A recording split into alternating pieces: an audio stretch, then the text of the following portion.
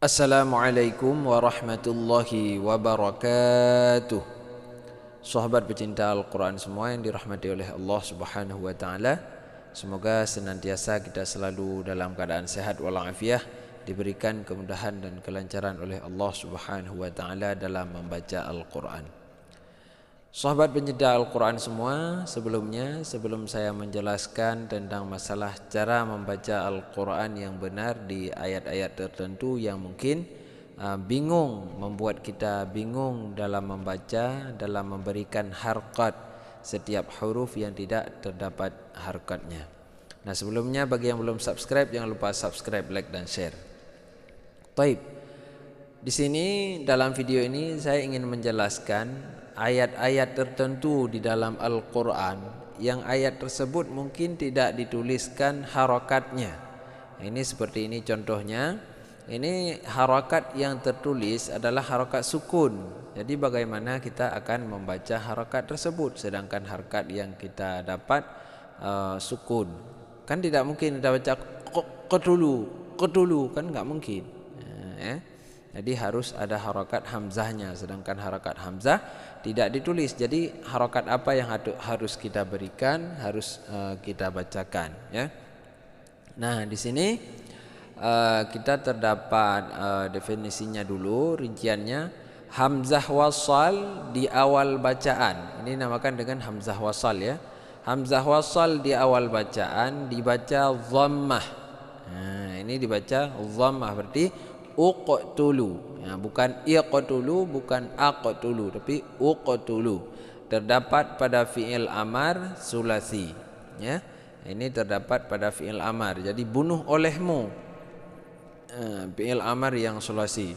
Huruf ketiga berharkat dhammah.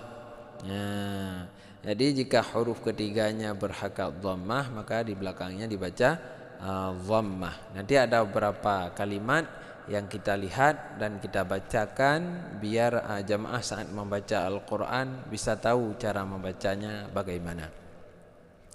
Taib, selanjutnya ini akan kita bacakan. Berarti ini kita baca uqtulu, ya, bukan iqtulu dan bukan aqtulu. Jadi lafaz uqtulu ini kita baca uqtulu Yusufa awi tarahuhu ardan yakhlu lakum wajhu abikum wa takunu min ba'dihi qauman salihin.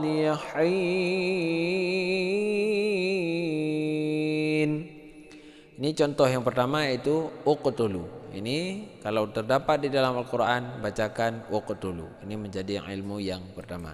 Nah, selanjutnya ada lafaz lagi, yaitu lafaz dal sukun dan di belakangnya juga ada hamzah wasal. Ini bagaimana kita baca? Ini juga sama, kita baca udkhulu, ya. Udkhulu abwaaba jahannam khalidina fiha. Udkhulu, ya. Nah, di sini juga sama. Ini ada contoh lagi, udkhuluha. Udkhuluha bisalamin aminin. Nah, contoh-contoh yang kita praktekkan ini semuanya tentang masalah huruf ataupun harakat dhammah, ya. Nah, selanjutnya ada contoh usluk. Nah, ini jangan dibaca asluk atau isluk. Nah, ya. Yang benar asluk, itu bacakan dengan asluk, usluk yang benar, ya. Usluk yadaka fi jaybika takhruj baydaa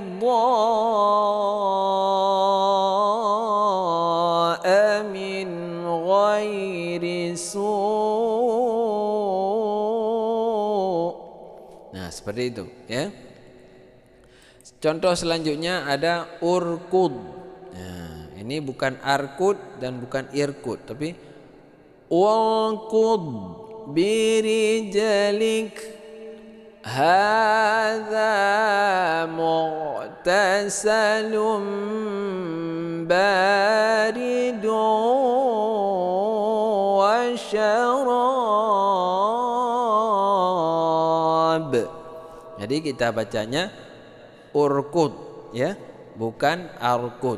Nah, jadi kita baca urkud. Yang pertama tadi adalah uqtulu, yang kedua kita bacakan udkhulu, yang ketiga kita bacakan uslub, dan yang keempat kita bacakan urkud. Semua hamzah wasal yang terdapat di ayat-ayat ini kita bacakan dengan lafaz dhammah di awalnya. Jadi kita bacakan lafaz dhammah di awal, lalu yang berikutnya baru seperti yang tertulis.